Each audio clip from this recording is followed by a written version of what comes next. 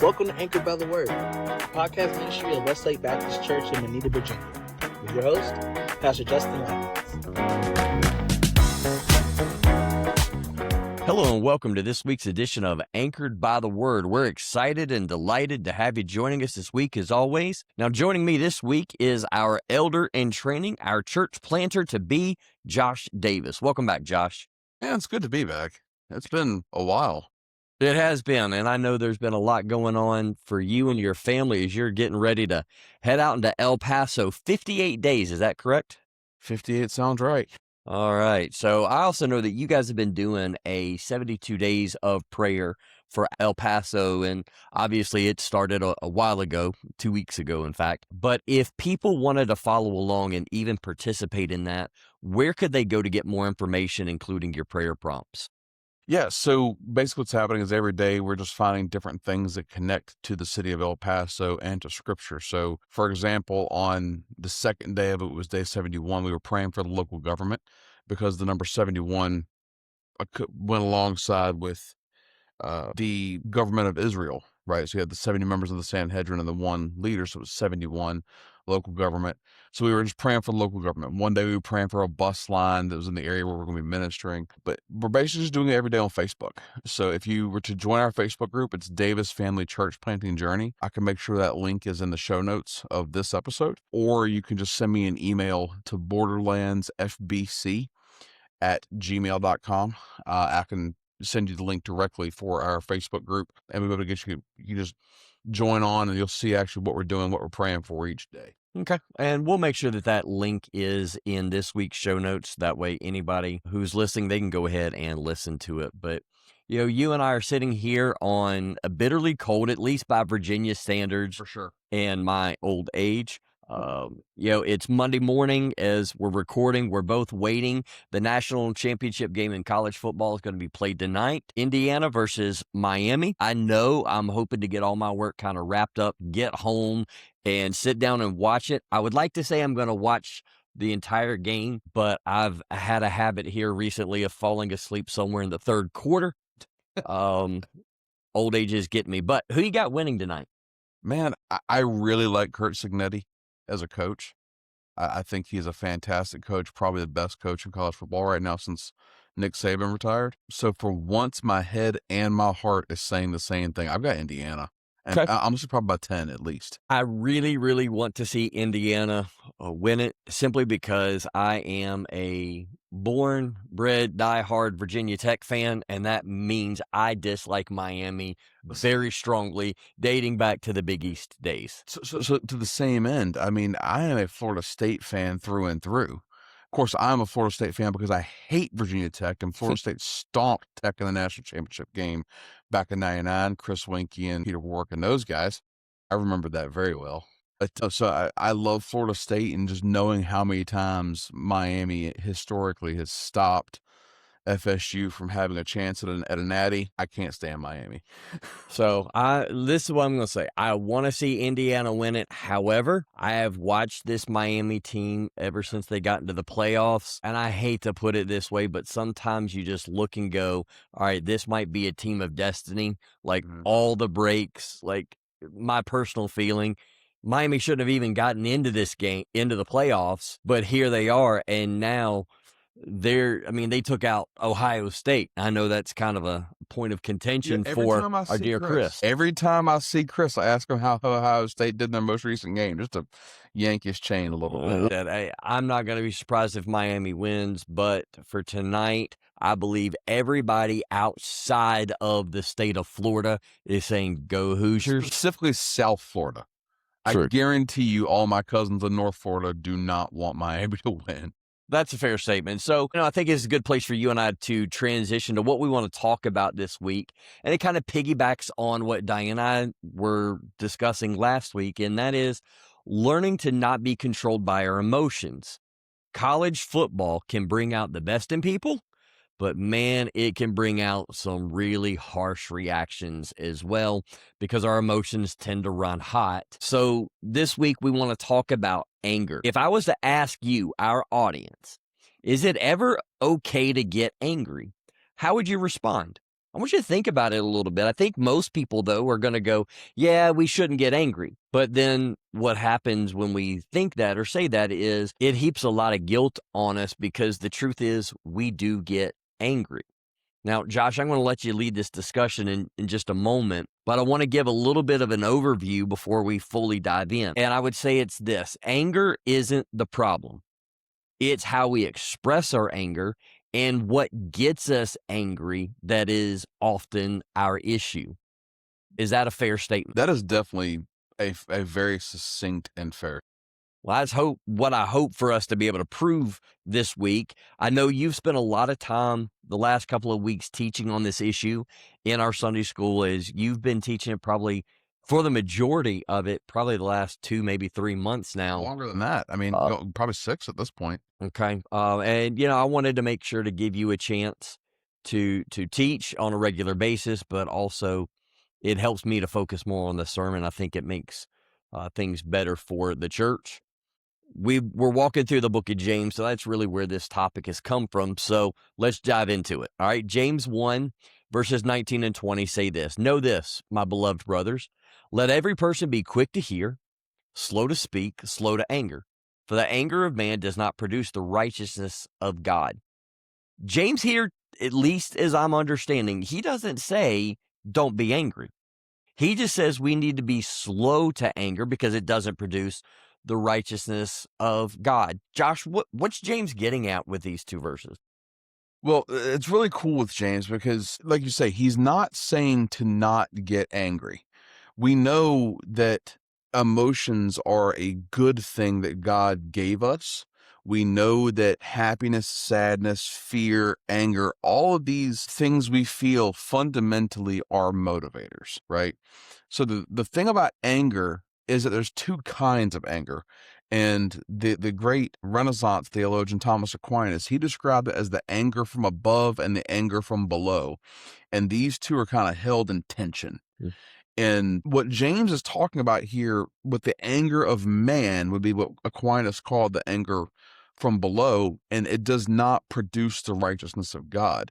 So what he's warning us to do is to not allow ourselves to fall into sinful anger, because sinful anger will always beget and produce unrighteousness. Mm-hmm. And if we are seeking to glorify God with our lives, we have to be in control of our emotions and such. And that's what you and Diana talked about. We have to be in control of our emotions lest we end up displaying sinful, unrighteous anger from below. I'd always say that probably most of the anger that we demonstrate is what Aquinas would call anger from below. I would agree with that. I would actually say an overwhelming majority of it is what we would call anger from below, probably 90 to 95%. It's very difficult to display godly anger in a righteous way, because here's the real kicker. We can be righteously angry and yet let righteous anger lead us into sin. Yes. It's always that constant tension. So let's switch biblical authors. Let's go over to Paul's words in Ephesians 4, because I think a lot of people really misunderstand what Paul is saying here. Paul writes this in Ephesians 4, 26 and 27. "Be angry and do not sin. Do not let the sun go down on your anger, and give no opportunity to the devil." Again, Paul is saying anger's not our problem. It's what we do with our anger, which leads me to ask you this question. Are there instances in which we as Christians should be angry? Absolutely. I mean, if you look at Paul's exact words, and the way I explained this in Sunday school was this: Paul gave what we would call a double imperative. There's 2 sides to this. It's not just one general command. It's actually 2 commands given at the same time. So we always focus on the second half, do not sin. And yes, we have to avoid sin. We wage war against our sin natures. But it's a double imperative. Be angry and do not sin. We are commanded by the Apostle Paul, be angry. So there are things and times and instances where anger is not only justified, but it is the right and proper response to a situation. That is definitely true. So what are some issues that we as Christians should be angry over? What should evoke that emotion from us? So I identified 5. that I think really sum up the totality, and any other specific situation where we would be righteously angry, it goes into one of these 5 categories. Number one is abuse and neglect. Okay, if we see a child that's being intentionally, willfully neglected or abused, we are right and we should be angry. Again, anger is a motivator. It is meant to motivate us to do righteousness. As the Apostle Paul also says, sin taking the opportunity through the commandment, through the flesh, to present itself. But when the judgment is correct and a child or a woman or the elderly is actually being abused or neglected, we are righteous and correct to be angry. And we should let that motivate us to step in and actually prompt corrective action. Moral outrage is not wrong as long as the judgment is correct. The second part is exploitation and human trafficking. The examples of this, the big one that I constantly think about is the average everyday exploitation of women through pornography. That is a fundamentally exploitative practice. It's fundamentally abusive to women. And as Christians, we should be outraged at that abuse and that exploitation. I mean, how many women make these videos and they are actively being sex trafficked? Very high number. Exactly. It's obscenely high.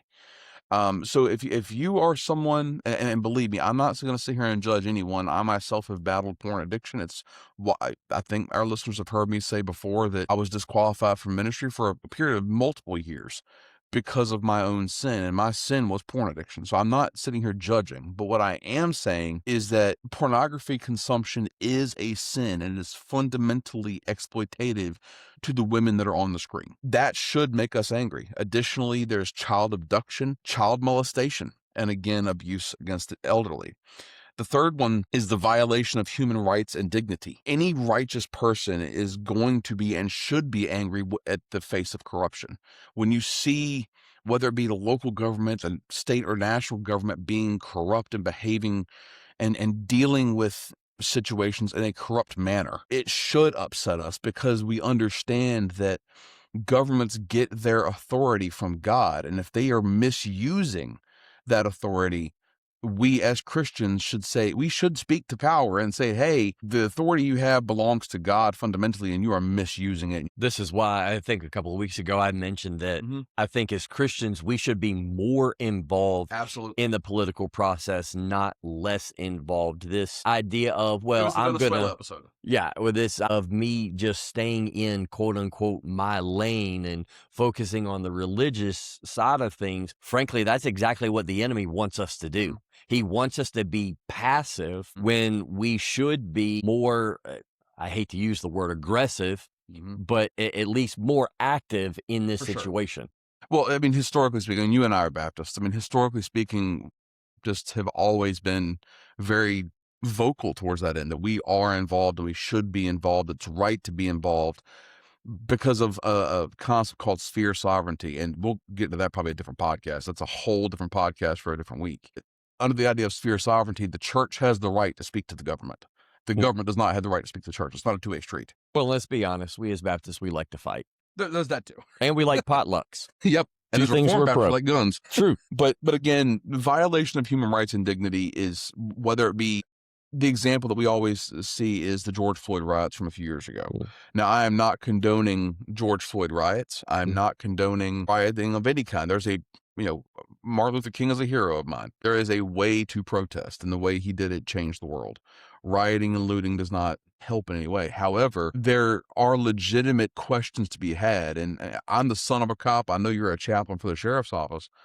I'm not going to sit here and say that all cops are bad or any of that, but we should, again, as representatives of the government, we should be kind of watching for those things, because where there is people, there is sin, and where there is sinful people, there's going to be mistakes made. One thing that's just been running through my mind the last 24 hours is, what is going on in Minneapolis? I mean, from the George Floyd Yeah. riots a few years back. Kyle Rittenhouse in Kenosha. But now Don Lemon, and I know he's now going, well, I was just being a journalist. Sorry, Mr. Lemon, with all due respect, and no, you were an agitator yesterday in a worship service. They literally busted into the middle of a worship service. Baptist church. To do this. Yeah, I mean, part of the Send Network, which you and your family are part of.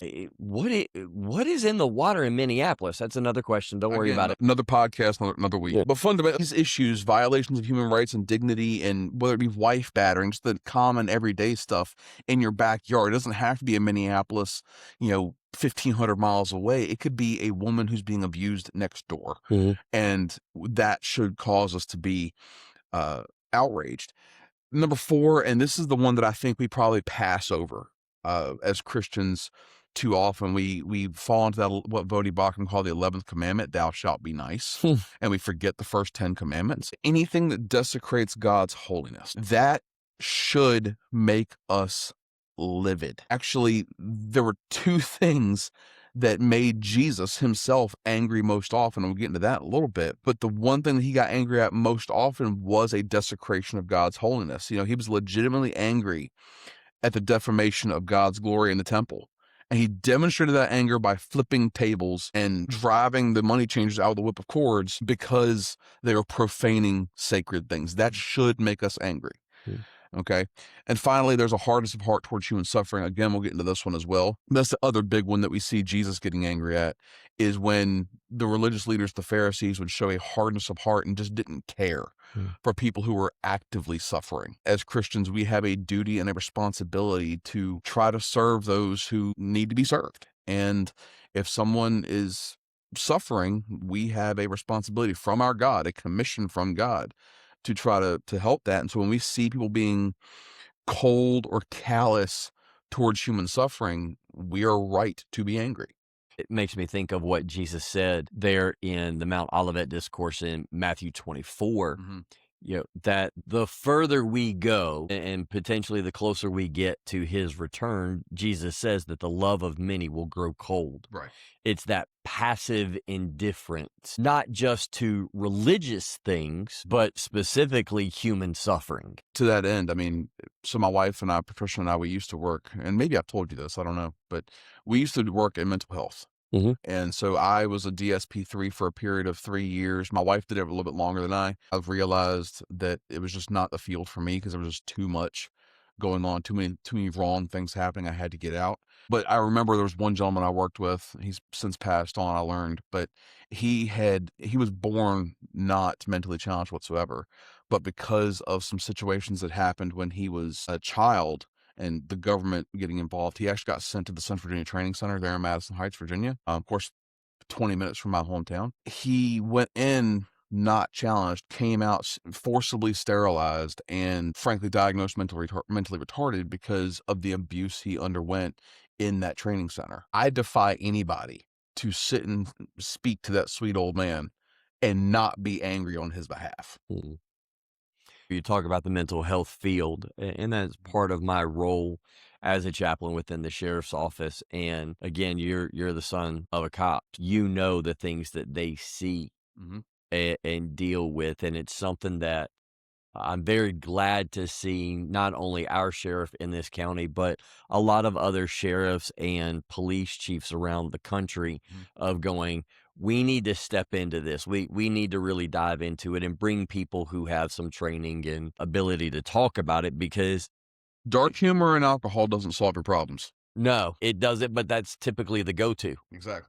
That's why I said it. If the average person could spend a week with these officers, these men and women who are answering these calls 12 hours a day, I would ask you, how in the world can you not be changed by this? Or even, something I've come to appreciate in my last 4 years is the dispatchers. They're the first responders. They take the call. And again, that's a whole nother topic to dive off into. Are there any other relevant texts that you would say we need to talk about dealing with anger and making sure it's a righteous anger? Well, yeah, there's definitely other areas. I mentioned that Jesus himself demonstrated anger right? And in Sunday school, the example that I gave was Mark chapter 3, where you had a man with a withered hand and he came to Christ for healing on the Sabbath. And so Jesus turns to the Pharisees, who were the scripture tells us, was already trying to trap him and already trying to trip him up. And he says, is it lawful to heal this man on the Sabbath? And they knew that they couldn't say, yes, it's lawful, because then they'd be going against their own hypocritical traditions. And they couldn't say no, because then they would show themselves as cold and hard. And they knew what they were going to portray themselves as. So they said nothing. And Jesus, it says that he got angry because they were silent. He was angry because they were cold and turned off towards this man with a withered hand who had suffered for so long. And so, again, that's point 5 of the things that should make us angry. That's contrasted with the anger of man, the anger of below. And we see that very notably in 2 Kings chapter 5. You had a Syrian general named Naaman, and he was leprous, and he called to Elisha for healing. And Elisha says, hey, go take a bath 7 times in the Jordan River. And so Naaman gets angry. He's like, oh, why couldn't I take a bath in Syria? And he was getting ready to leave and go home when one of his servants says, hey, you just got great news. You're going to be healed. Do what the prophet said. And so he was going to let his anger from below cause him to miss the great blessing of healing that God was giving him. And so we see these two things here, where Jesus' anger was righteous and it led to life and healing. And we see Naaman's anger in 2 Kings 5, and he almost, if it wasn't for someone speaking some sense to that man, he was going to let his anger cause him to continue to suffer in leprosy. And the other big one that I kind of tried to hammer home was Psalm 97, when the first half of verse 10 says, "Oh, you who love the Lord, hate evil."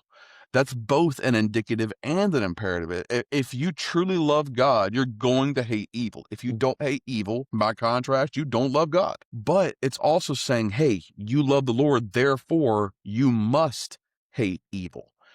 So that goes back to those 5 things as well. The example I gave in Sunday school was abortion, which fundamentally violates all 5. It's a desecration of God's holiness. It's a hardness. We've dehumanized these unborn babies to the point where we call them fetus, which, by the way, is Latin for baby. It's fundamentally exploitative.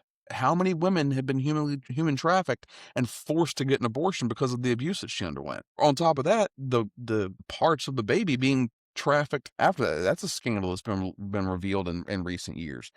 So abortion, if we are truly Christians, we should be outraged at this.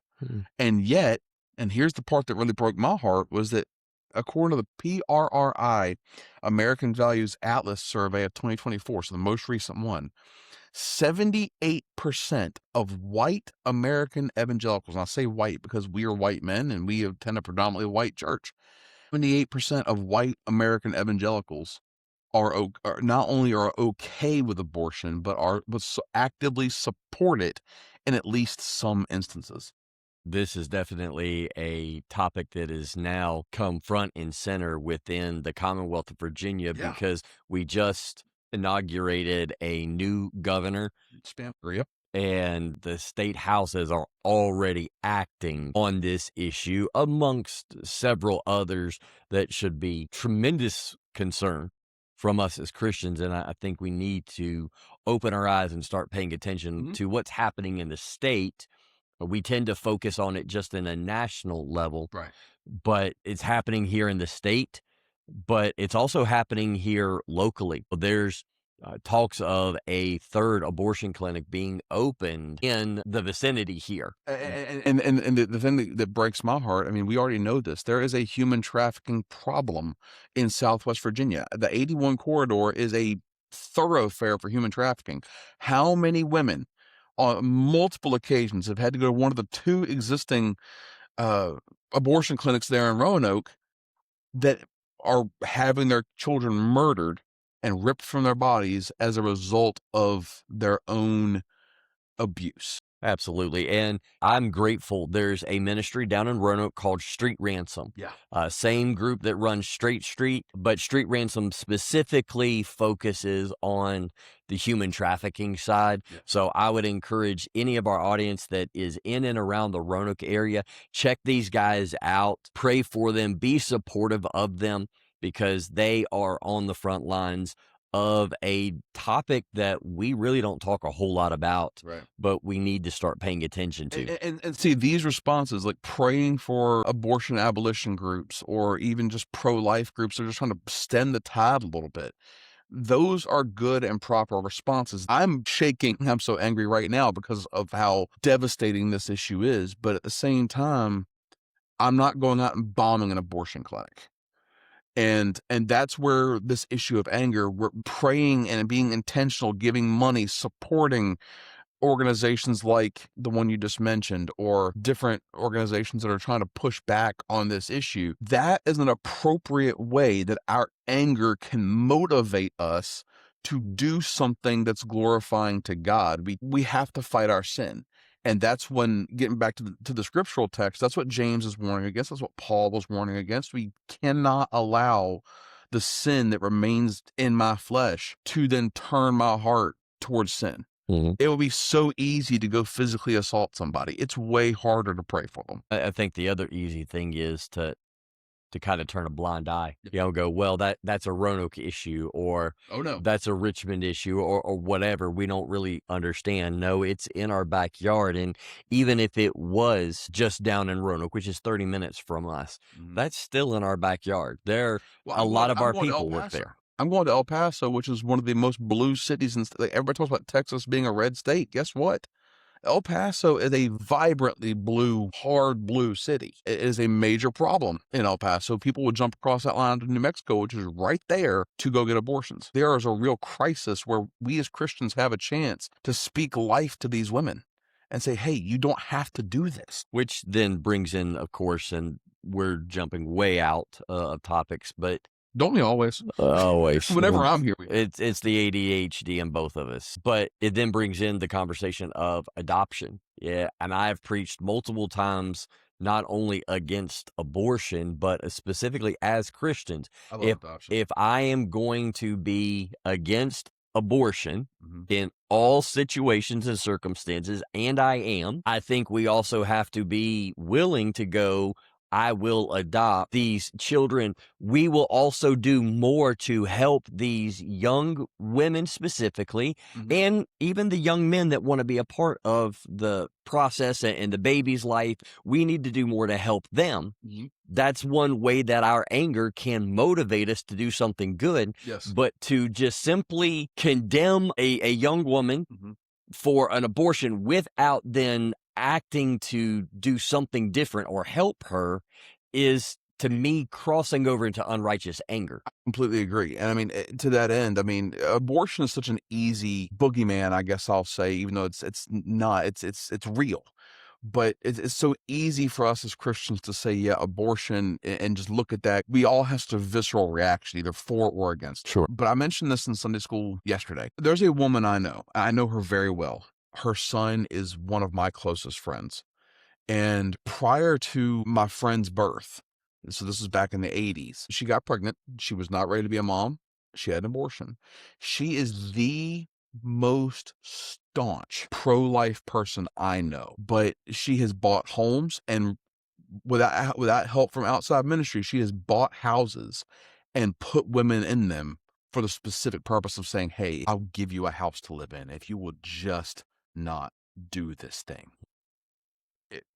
I'm in awe of what God has done with that woman. Well, and I think this is a good time to mention another organization that is here local, but it's also branching out, called Fostering Champions. I know our state convention is a part of it. Yep. And Bobby Knipe helping these kids that are now starting to age out of the foster system, because when we start talking about drugs and alcohol abuse, trafficking, all of these issues, prime targets right there. It is coming from right there. So again, there are ways that we can use our righteous anger as Christians put feet to our faith and get involved. We've laid our biblical foundation to understand anger both righteously and unrighteously. Let's just kind of turn the corner and give some practical steps on making sure that we deal with our anger properly and we don't fall into sin. And so I begin kind of where I began with the youth last night when we were talking about various things. I think we need to learn to pause. Proverbs 15 verse 1 says, "A soft answer turns away wrath, but harsh words stir up anger." I know I have been guilty. My dear sweet wife can absolutely write a book on the number of times that my mouth is engaged before my brain. But that's that visceral reaction, that emotion. Just because I think something doesn't mean I need to say it. It would be wise for us to pause and to pray, to think before we speak, because if not, there's a really good chance we're going to have to go back and ask that person to forgive us because we sinned against them. We need to pause because we want to ask ourselves, why am I angry? Is this righteous anger or unrighteous anger? Is this truly a biblical issue or just a personal preference? We've already mentioned this, but too often we get more worked up over someone doing something we don't like than an actual biblical issue. So I think we need to take time and think through and pray through. Go privately to that person. If it's somebody who has angered you after pausing and praying, we need to go to them privately. Matthew 18 teaches us this. We shouldn't post about it. We shouldn't gossip about it. We need to talk to the Lord and we need to go talk to them. To that end, just stop putting personal drama on Facebook, people. Yeah. Let's make that the new normal in 2026, please.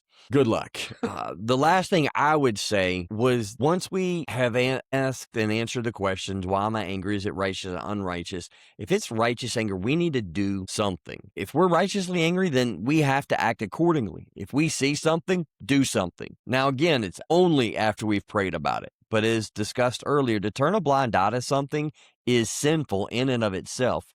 Exactly. And that's the other part, is to not be angry at certain situations is fundamentally sinful.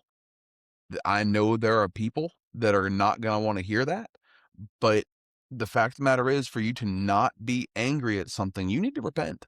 And you need to repent now and cry out to God, because you are putting yourself in front of a firing squad that you do not want that trigger pulled. And I think one of the biggest things that we need to do, and I go back to that first point, to pause, we often identify with, well, hey, Jesus flipped tables, and that's our immediate go-to. And I think we have to go, wait a minute, why did Jesus flip those tables? Exactly. And again, it was my list of 5. It was a fundamental spit in the face of God's holiness. And so he fulfilled the prophecy, zeal for your temple will overwhelm me.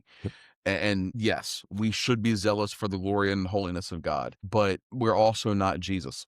We're not God incarnate. We may see something that we can say, okay, this action is wrong, but we can't see the motivation. So taking that moment to pause, pray, okay, and say, okay, is there a reason why this person is doing this supremely dumb thing? The money changer at the temple. It started as a quote unquote, you would think reasonably understandable, quote unquote, good thing, because that way you don't have to bring a bull from Nazareth. You have to bring a bull a day and a half journey to Jerusalem. You could just buy your sacrifice there at the temple. And it seems to be a good idea. But what they did was they turned it into a place of trade. And that's where it became, okay, now we're going to exploit people and we're going to do this. We're going to make money and all these different things. And so Jesus is saying, hey, you're taking the holy things and you're spitting in God's face. And that's why he was angry. Yeah. I think a lot of times it's more of an issue of education rather than motivation. More often than not. They just don't know any better. So this is where Paul would say that we need to be patient in our teaching with them. I don't remember who said it, but I love this phrase. Be slow to attribute malice where stupidity is an equally valid answer. I can tell you, I have done a lot of dumb things. Same. And never intentionally, but it still has to be dealt with. We do it because of dumb things we've each said. And we come to find out we were both just being stupid. It wasn't because I was trying to hurt you or you were trying to hurt me. It just happened. It's called being human. Right. So is there anything else that we should add to our list here? I don't think so. Again, that list of 5, I think, really sums it up. And I've already spent hours trying to come up with that list. So I don't think there's anything else to add to the list. But when you get angry, like you say, pause, take a moment, pray about it, and ask God, okay, what am I angry about? And does it fit into one of those 5 categories? And I don't mean 6 degrees of Kevin Bacon. I mean, is it actually an affront to God's holiness? Is this actually abusive? But ask yourself, why am I getting angry? And does it truly fit into one of those 5 categories? And if it doesn't, let it go. Just because I don't like it or agree with it doesn't mean it's sinful. Yeah, I might hate Virginia Tech, but for you to punch me in the face because I can't stand Virginia Tech, that would be unrighteous. Okay, then I'm going to change what I was about to do. Yeah. But anyway, as always, we appreciate each of you listening, hanging in with us throughout the discussion. We hope it's been helpful. If it has, would you share it either by word of mouth or even wherever you're listening to the podcast? We want others to be helped by the word of God because it is fundamentally changing our lives as well. Until next week, may the Lord bless you, keep you, and make his face shine upon you as you love him, surrender to him, and obey him. We look forward to seeing you here next week on Anchored by the Word. This has been Anchored by the Word. Copyright 2025 to Westlake Baptist Church, 2075 Scruggs Road, Moneta, Virginia.